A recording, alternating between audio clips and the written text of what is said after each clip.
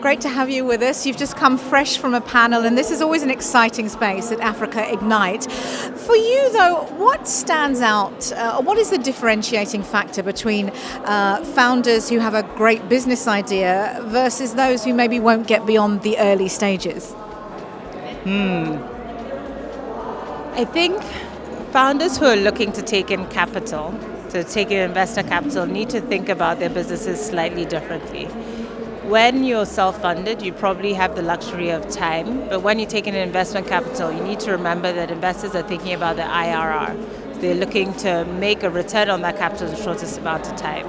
As a result, what we typically see is the founders who come in at seed stage are founders who already have product market fit and understand what their route to market will be and looking to raise seed capital for that. At Series A, they're then raising capital to scale distribution and then to secure their moat. So they're looking to be a business that's widely available and have a moat that is a differentiating factor that's very secure. Often in my line of business, because I'm a VC investor, that's a tech platform. After that, then you look at founders that are looking to raise capital further on. We talked about that a lot. So the dynamics of the African environment this means that there's less follow-on capital at later stages. So businesses have to think very quickly about how to be self-funded. As a result, a lot of the businesses we see at the next stage of institutional funding, Series B, are often profitable, at least profitable in their core business, and then are looking to raise financing from new investors in order to scale on a new product line or scale by geography. So they've proven that the business is pretty secure.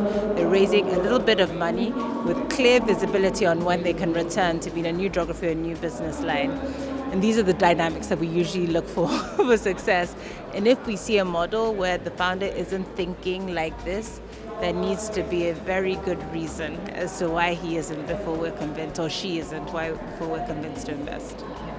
In terms of this space particularly, and we've just, you've, as you came off stage, an awful lot of people wanting to speak to you and pick your brain. What are some of the questions, the conversations, the challenges that you've noticed startups and founders are wanting help and advice with in this space this week?